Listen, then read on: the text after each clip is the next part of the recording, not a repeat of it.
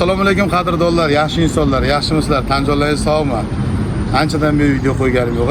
Biz hozir Farg'ona viloyati Yozyovon tumanining Soybo'yi qishlog'idamiz.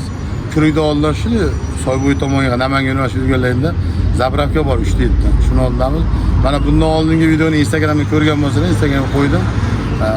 Hemchiska qiladigan, tanirubka qiladigan, palirubka qiladigan ukalarimiz oldiga kelib, Bag'dod ukalarimiz Yozyovonga kelib, mana shu yerda mehnat qilyapti ekan. Mehnatlari bergan pulimga misol arziydimi, arzimaydimi kommentar yozib qoldirasizlar. 700 ming so'mga hozir qilib bergan ishlarim masalan video tarqasa ko'rsatib o'taman obunachilar. Yuringlar. Birinchi o'rinda obunachilar. Bagajga e'tiborimizni qaratamiz. Bagajda men faqat to'pon toshirdim obunachilar.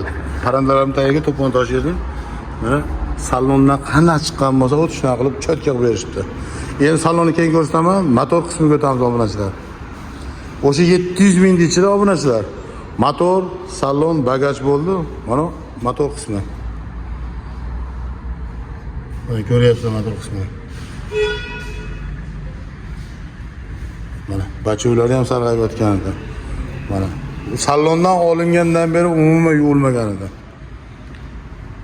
Do и после deydi. Oldingi holati va hozirgi holatini misol uchun mana ko'ryapsiz ekranda. Oldingi holat qanday bo'lgan?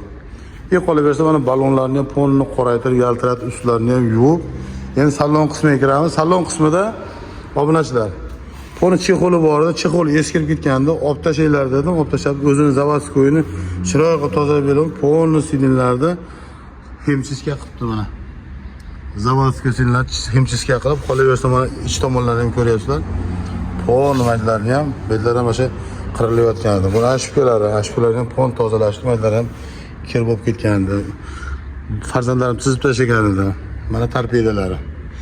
Eng qiziq obunachilar mana bunaqaylar tomda. Zavodskiy qo'yib tomda lekin gap yo'q. Zavoddalik yangi chiqqan payt qana bo'ladi? Xuddi shunaqa qo'yibdi, appoq qo'yibdi. Xo'p, eshik yopamiz. Mashina 2021-yil. Salondan o'zim olganman. Shundan beri o'zim minyapman. Ballonlarni mana bir 10 kun bo'ldi, yangi qo'yganman. Xullas, obunachilar, motor, salon, bagaj, o'pshi. Endi mashinani holatiga qarab turib qilishar ekan.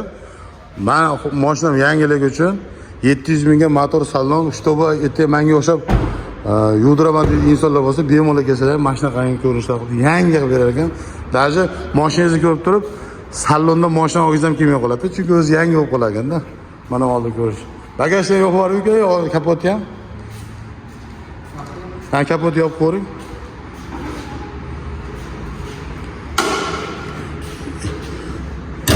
Endi obunachilar yana bir gap aytib o'tishim kerak. Motor ovoz chiqib qolmaydimi deydigan insonlar ham bor. Motor yuvilganda qanday yuviladi endi motor? Motorda yuzgan holatda yuviladi. Nima qilinmaydi? Motordan boshqacha ovoz chiqmaydi. Motorga javob ovoz chiqmasligi. Aka obunachilar, ekranga nomerlarni qoldiraman. Yozyovonda Soybo'yida 3-7 benzin zapravkani yon ichida joylashgan. Avto tuning. Mana tashqari chiqqan ko'rsataman sizlarga. Zapravkaga bu tomon kurik. Kurikdan shunday kelganlar endi aytaylik zapravkani reklamasi bor. Shunga sizlar bu zapravka. Mana Master detaylik avto. Mana kelaverasizlar mana shu yerga yoza olinglar. Qilgan mehnatlaringga rozi bo'linglar, gap yo'q, respekt.